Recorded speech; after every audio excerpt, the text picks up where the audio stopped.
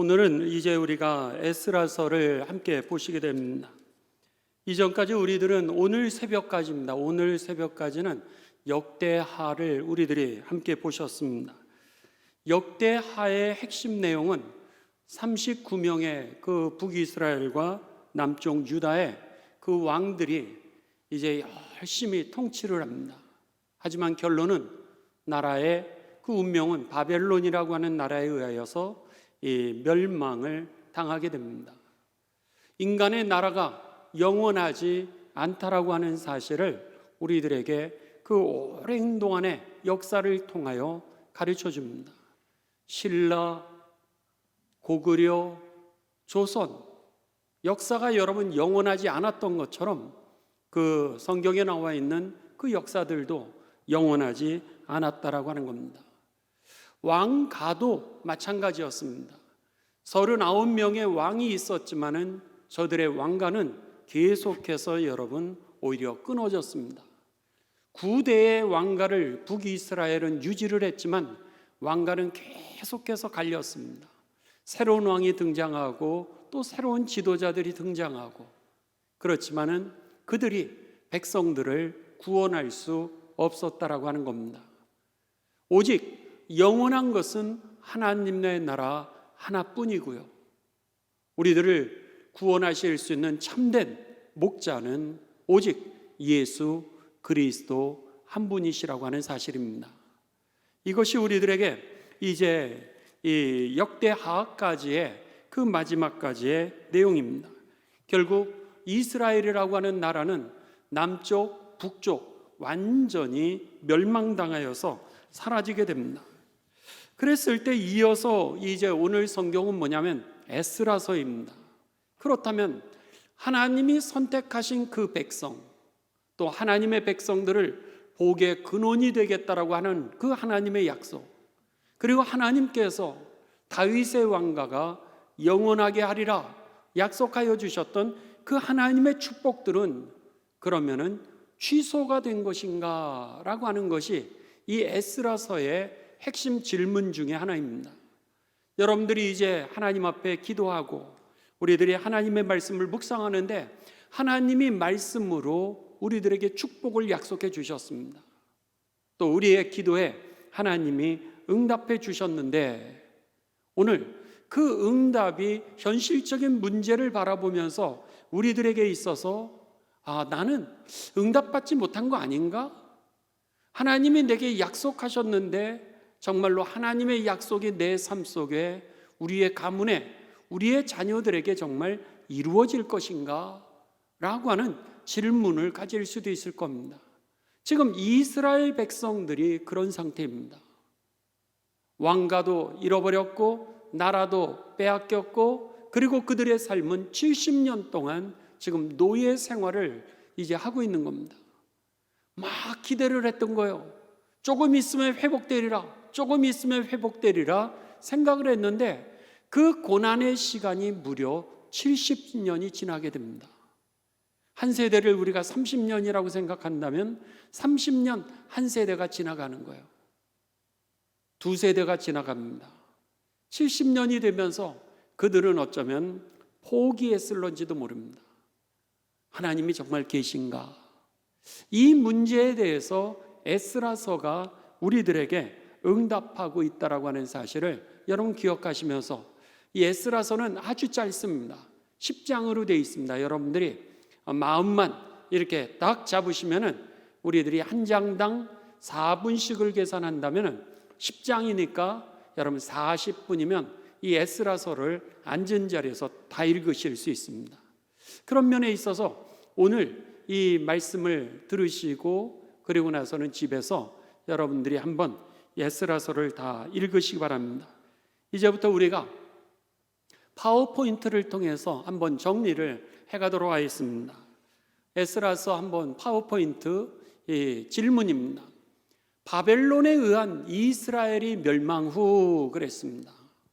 하나님의 백성들의 삶은 어떻게 되었을까? 망하는 그대로 그들의 삶이 끝났을까? 눈물 짓는 그들의 삶이 그대로 눈물로 인생을 마감했을까라고 하는 것이 에스라서의 그 핵심 내용 질문입니다. 다음 화면입니다. 역사적인 배경을 본다면 이제 나라가 하나였습니다.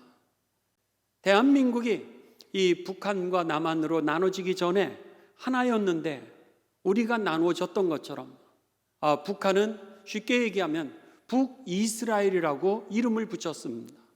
북쪽 이스라엘이라고 하는 이름의 나라는 아수르라고 하는 나라에 의해서 완전히 멸망당하고 땅에서 사라지고 말았습니다.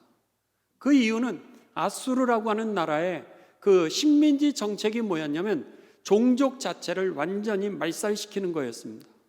그래서 그들로 하여금 이제 아수르 사람들을 이주를 시켜가지고 그 땅에서 농사하고 혼혈민족을 만들어버리고 그리고 나서 민족의 정체성 자체를 다 잃어버리도록 만들었다라고 하는 겁니다.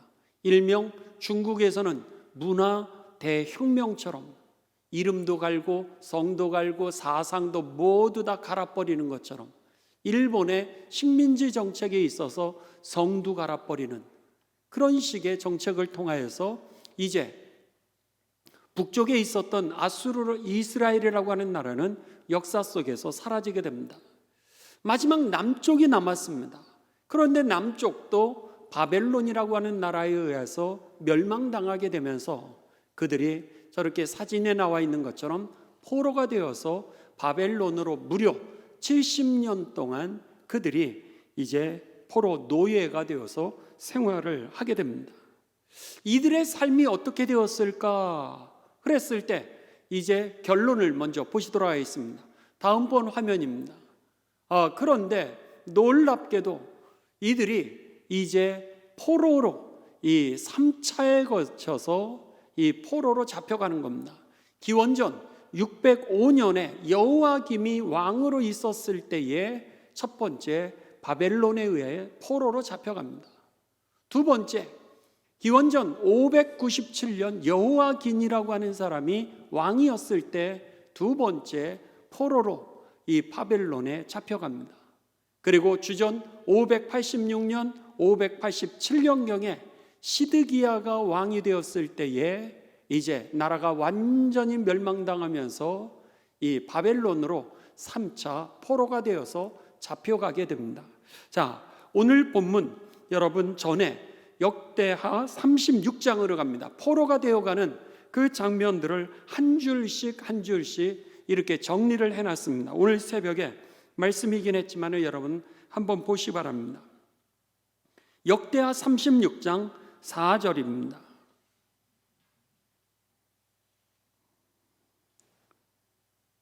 역대하 36장 4절에 보면 여호야김이라고 하는 왕의 시절에 이제 이 4절부터 6절로 그냥 바로 이 5절 6절로 가도록 하겠습니다. 5절 6절 여기에 보시면 여호야김이 왕위에 오를 때 나이가 25세라 예루살렘에서 11년 동안 다스리며 그의 하나님 여호와 보시기에 악을 행하였더라.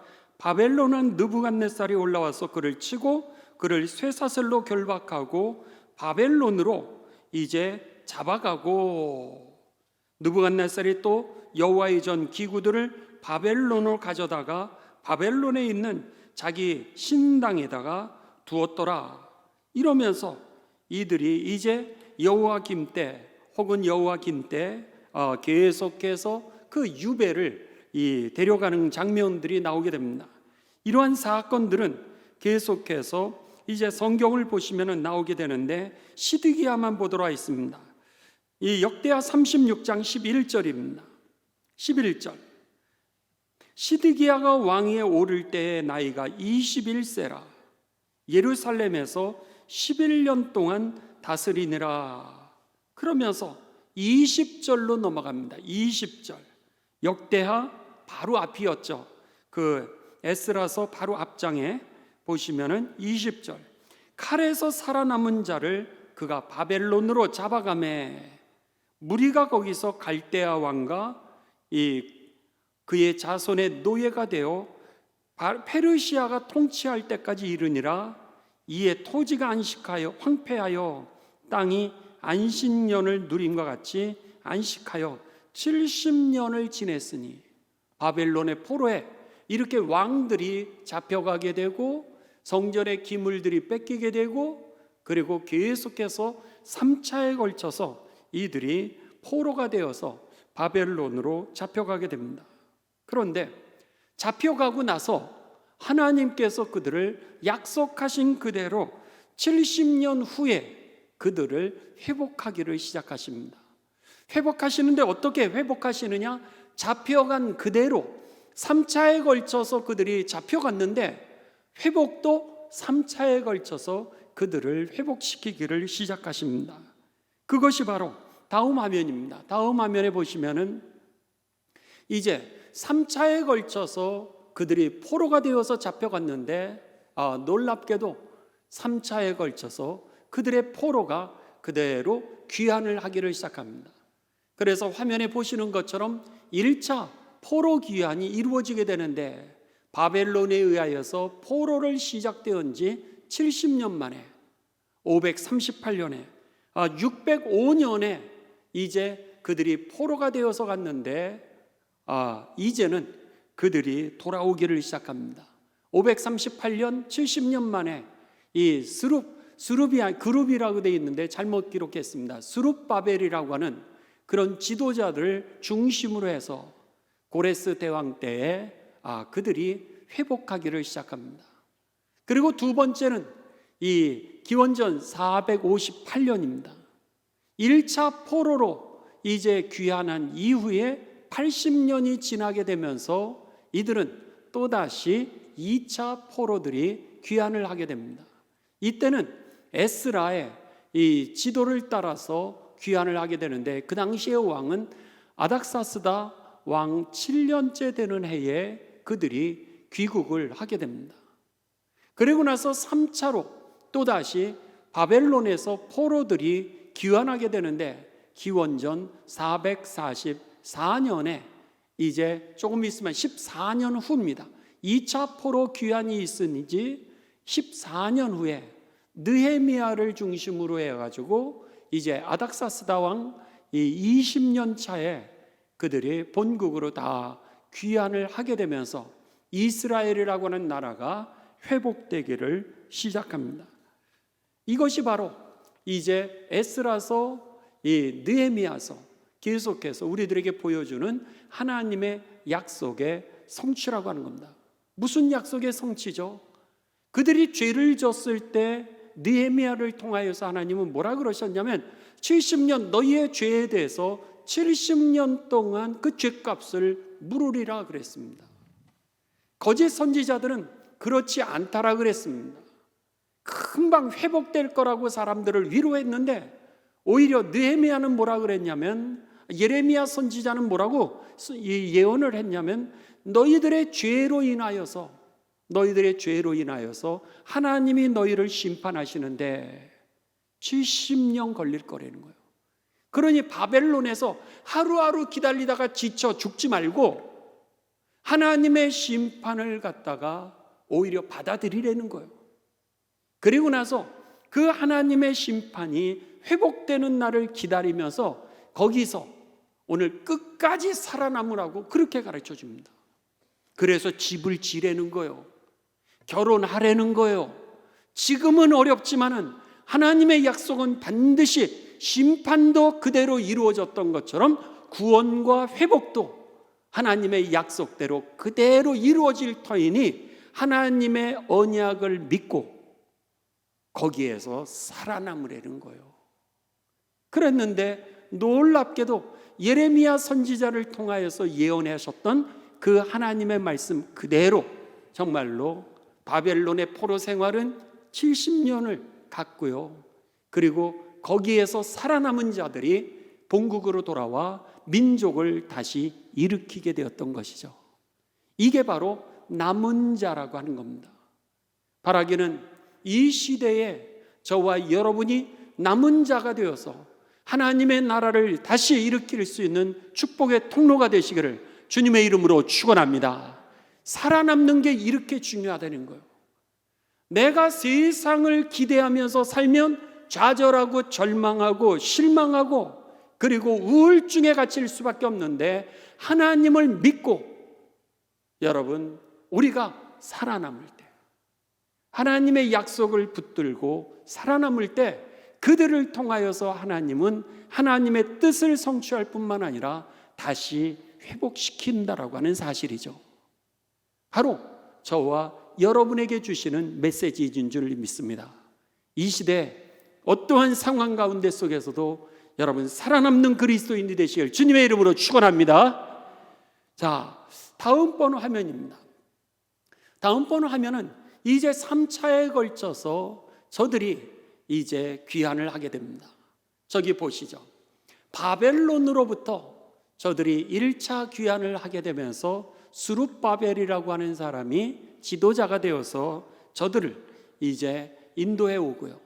2차로는 에스라를 통하여서 귀환을 하게 되고, 3차는 느헤미야라고 하는 지도자를 통하여서 잃어버렸던 땅 고국으로 예루살렘으로 돌아오게 됩니다. 그러면서 이 바벨론에 포로되어 있었는데 어떻게 그들이 예루살렘으로 돌아올 수 있게 되느냐? 그것은 바로 이 바사라고 하는 그 왕이, 나라가 바벨론을 무너뜨리게 됩니다. 페르시아라고 하는 나라죠. 우리가 지금 얘기할 때는 페르시아라고 하는 나라입니다. 그러면서 페르시아의 첫 번째 왕이 누구냐면 고레스라고 하는 대왕인데, 이 고레스가 바벨론을 무너뜨리게 되면서 이제 바벨론이 20개 이상의 국가를 갖다가 통치하고 있었습니다. 그랬는데 페르시아가 바벨론을 무너뜨리게 되면서 정책을 바꾸게 됩니다. 정책을 바꿔서 뭐라 그러냐면, 식민지에서 노예로 왔던 사람들은 각기 자기의 본국으로 돌아가려는 거예요. 그래서 군사권이라든지 정치권은 바로 식민지 가지고 있는 페르시아가 가지고 있지만, 그러나 자치권과 종교권은 너희들 스스로 문화권을 가지라고 이렇게 회유 정책을 하기를 시작합니다.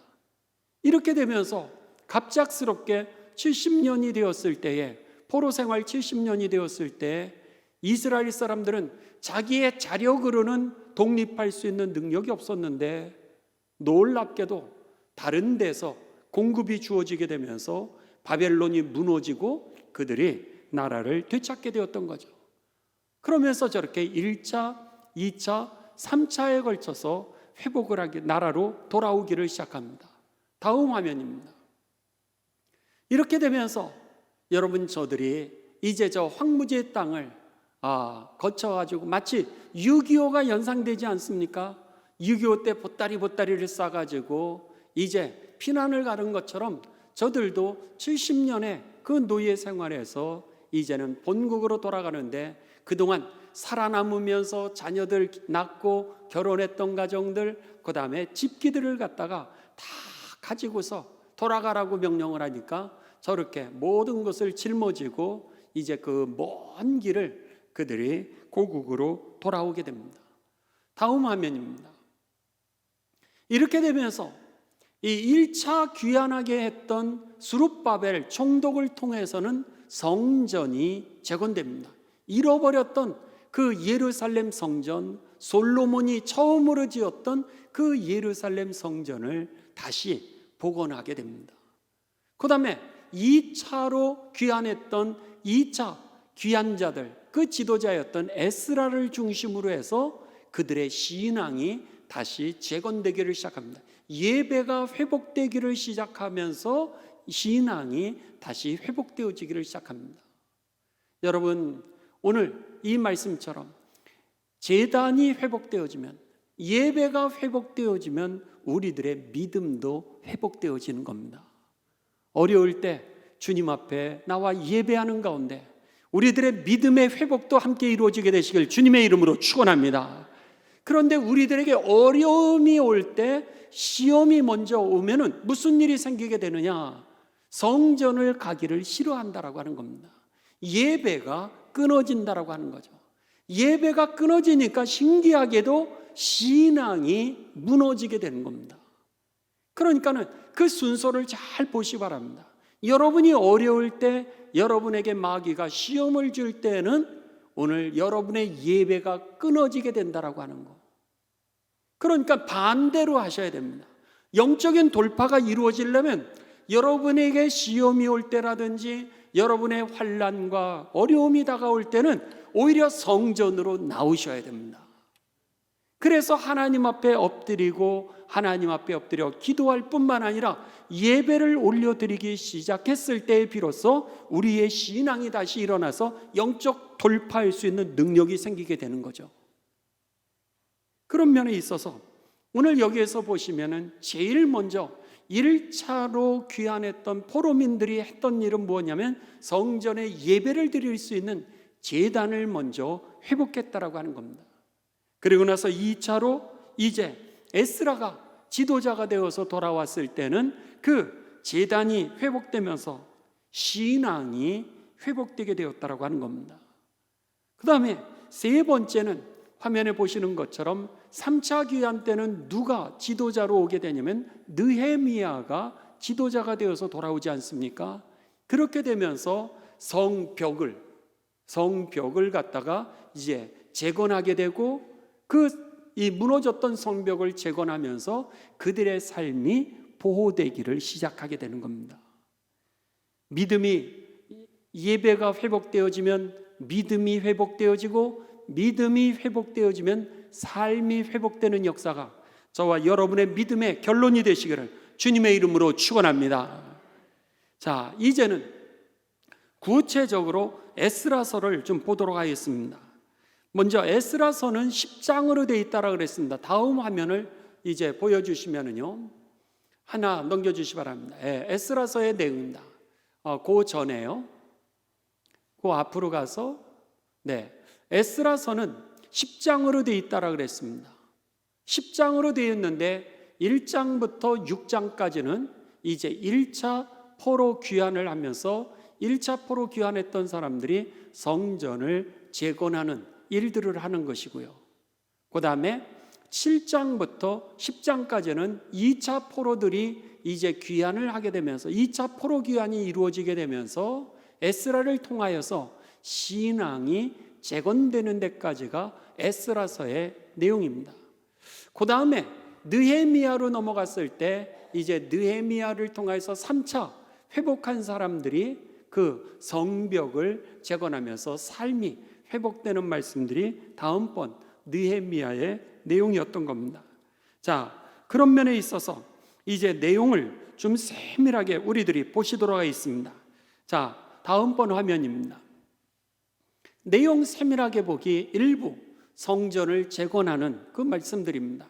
1장과 2장은 이제 페르시아의 왕이 된 고레스 왕이 바벨론을 무너뜨리고 너희 나라로 돌아가라 라고 하는 정책과 스룹바벨이 이제 그 1차 귀환을 인도하게 되는 내용이 오늘 본문의 말씀입니다.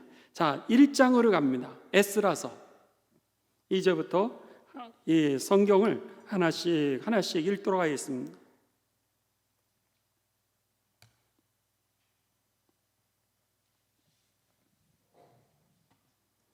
1장 1절부터 갑니다. 바사왕, 여기에 바사라고 하는 것은 페르시아죠. 제가 가지고 있는 구약 성경으로는 약 711면 어간에 있습니다. 바사왕, 페르시아 왕 고레스 원년에 여호와께서 예레미야의 입을 통하여 하신 말씀을 이루게 하시려고 예레미야를 통해서 하나님이 이미 이제 말씀하셨던 내용이죠. 예레미야를 통해서 뭐라 그러셨어요?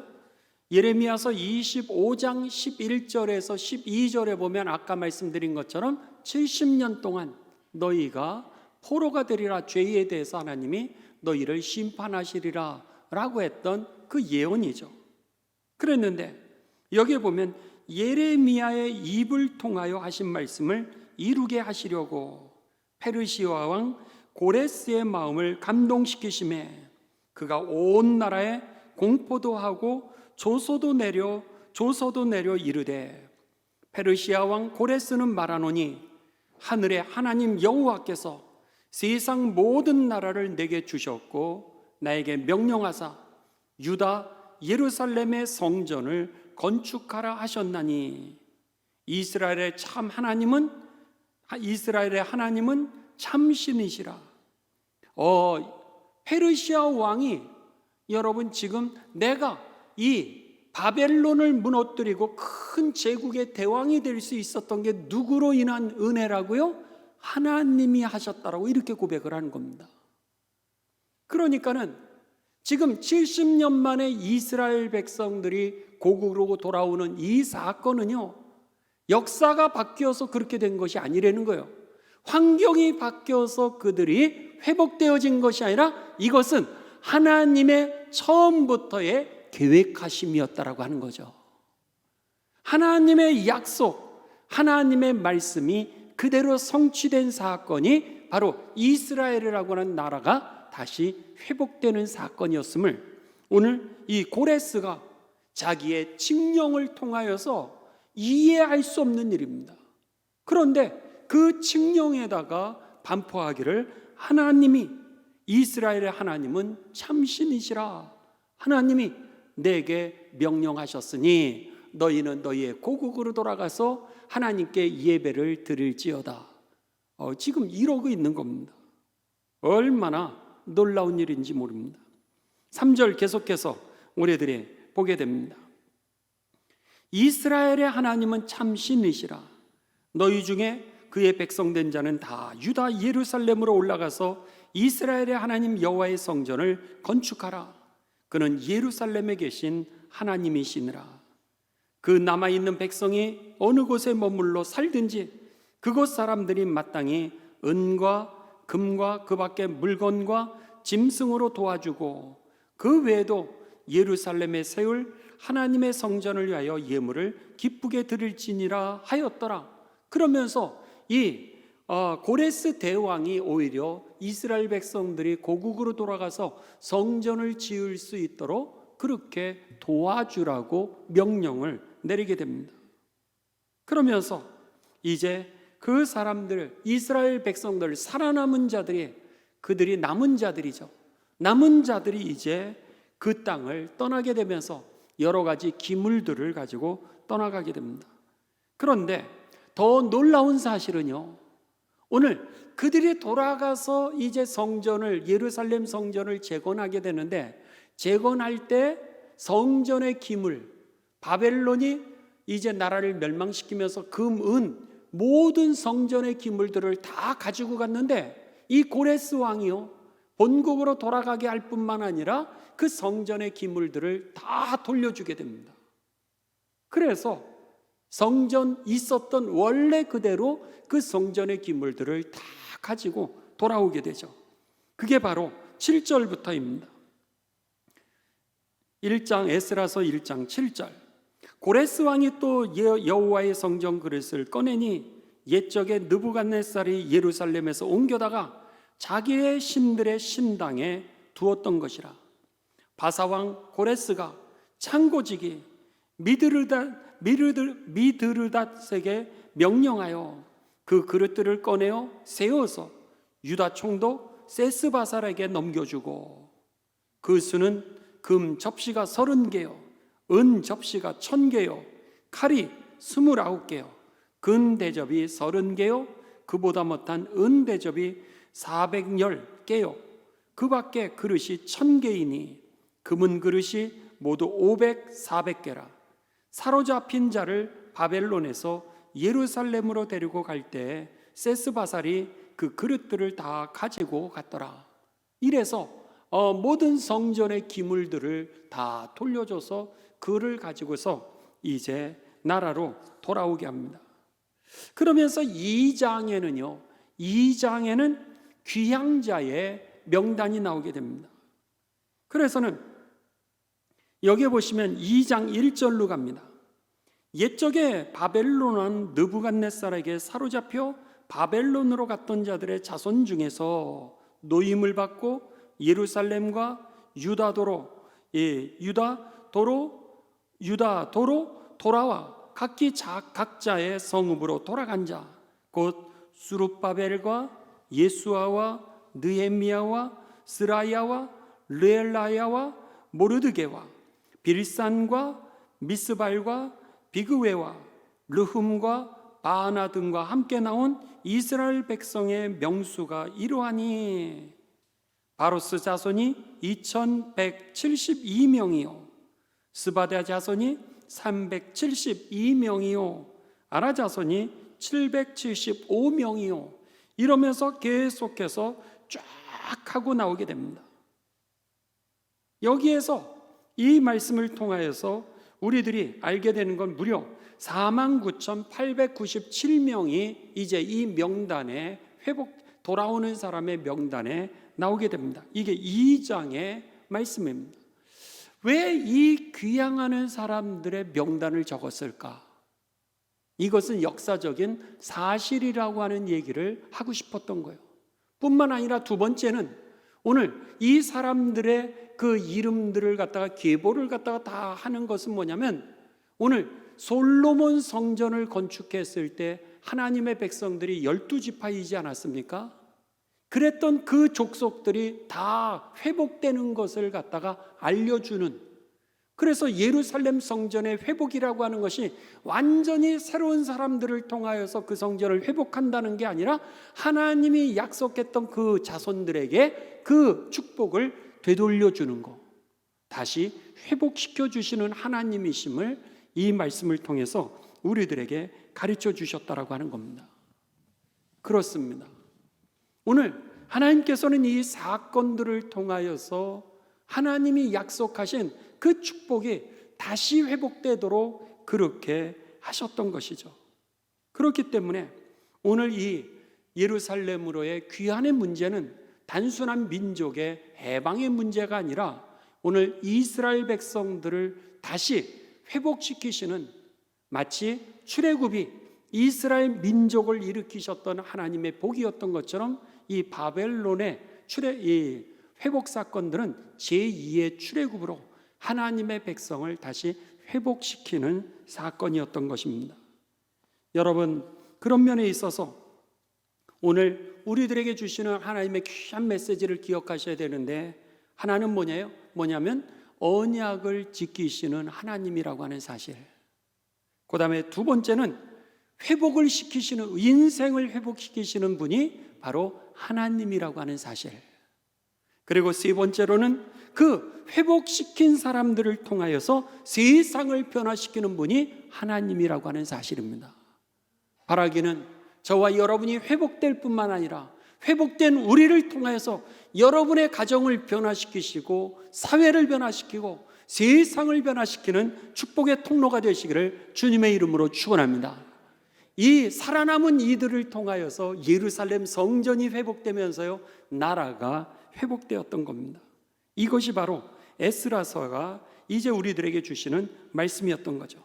자, 그렇게 하고 나서 3장으로 갑니다. 3장으로 가시면은 이 에스라서가 우리들에게 메시지를 계속해서 알려주게 됩니다. 이 3장부터 6장은 우리들에게 있어서 성전을 이제 다시금 짓도록 재건을 하도록 하게 됩니다. 그래서는 3장 12절로 갑니다. 여러분, 3장 12절. 이제 그들이 성전을 재건합니다.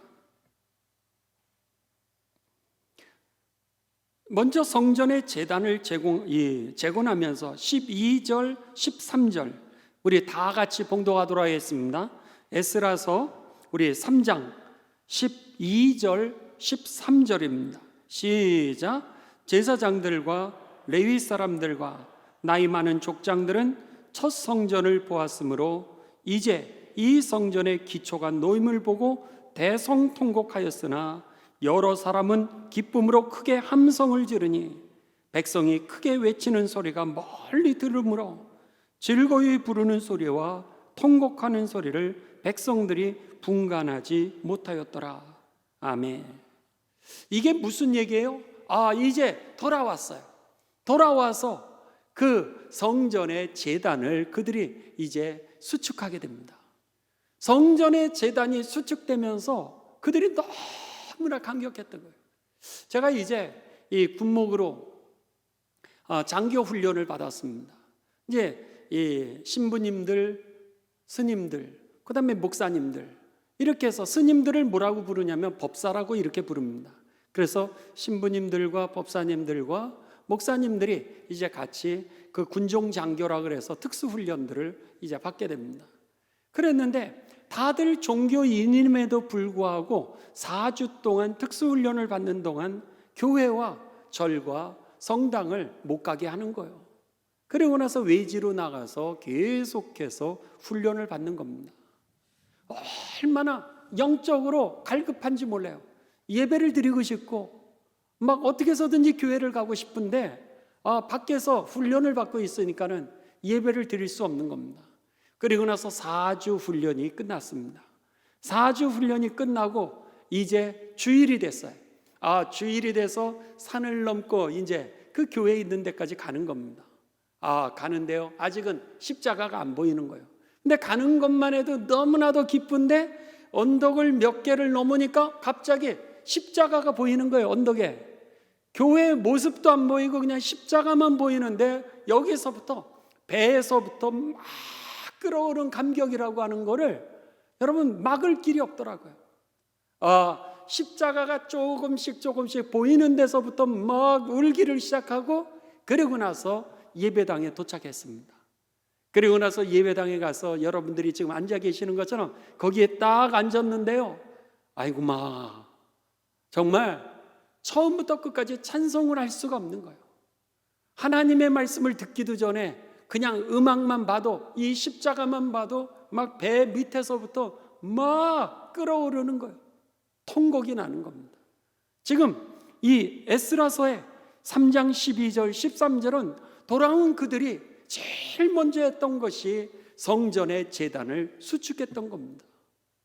제단을 수축했는데 그 감격이 얼마나 컸는지 정말 대성통곡을 하였더라. 오늘 성경 말씀은 그렇게 이야기를 합니다. 한번 이 사진을 좀 보시죠. 사진을 한번 보시면은 다음번 화면입니다. 보시면은 사람들이 너무 좋아가지고 이제 이 환호성을 지르고 막 대성통곡을 하는 그런 장면을 누가 그림으로 그려놨는데 그런 겁니다. 그냥 저 성전 그냥 제단만 그렇게 수축을 했는데도 별 볼 일 없는 거 아니겠어요? 그랬는데도 불구하고 저 제단이 이제 성전이 회복이 되기 시작하니까 막 사람들이 거기서 춤추고 통곡하고 울고 이게 음악 소리인지 통곡 소리인지 어떤 소리인지도 모를 정도로 저렇게 이제 저들이 이 가슴 아파하는 사람도 있고요. 왜요?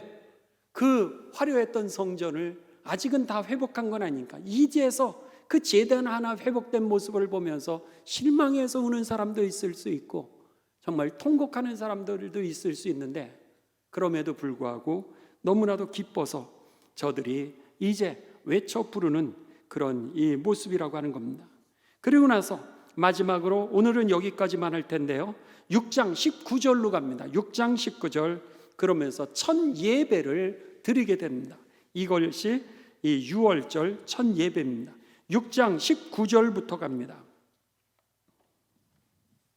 6장 19절부터 22절까지. 사로잡혔던 자의 자손이 첫째 달 14일 1월 14일이죠. 그러니까 1월 14일 6월절을 지키되 첫 예배를 하나님 앞에 감사의 출애굽할 때 그 첫 6월절 예배랑 똑같은 사건입니다. 첫째 달 14일에 6월절을 지키되 제사장들과 레위 사람들이 일제히 몸을 정결하게 하여 다 정결하며 사로잡혔던 자들의 모든 자손과 자기 형제 제사장들과 자기를 위하여 6월절 양을 잡으니 사로잡혔다가 돌아온 이스라엘 자손과 자기 땅에 사는 이방 사람들의 더러운 것으로부터 스스로를 구별한 모든 이스라엘 사람들에게 속하여 이스라엘의 하나님 여호와를 찾는 자들이 다 먹고 즐거움으로 이래 동안 무교절을 지켰으니 유월절 축제를 일주일 동안 하게 됩니다. 이는 여호와께서 그들을 즐겁게 하시고 또 아수르 왕의 마음을 그들에게로 돌려 이스라엘의 하나님이신 하나님의 성전 건축하는 손을 힘있게 하도록 하셨음이었더라. 아멘. 결국 여러분, 이들의 삶이 예배가 회복되어짐을 오늘 이 역사를 통해서 우리가 보게 됩니다. 이제 이 7장부터 10장까지는 다음 시간에 이제 제단이 회복되어지면서 다음에는 신앙이 회복되는 사건이 바로 7장부터 이 10장까지의 말씀입니다. 여러분, 이 주간에 이 에스라서를 새벽 기도에도 하겠지만은 그럼에도 불구하고 한번 40분이면 처음부터 끝까지 쫙 읽을 수 있음을 기억하시면서, 야, 하나님이 기가 막힌 방법으로 정말 이렇게 하나님의 뜻을 이루시고 회복시키시는구나. 여러분, 그것을 경험하면서 하나님의 은총도 감사하시고 하나님께 영광을 올려드리는 이 주간이 되시기를 주님의 이름으로 축원합니다.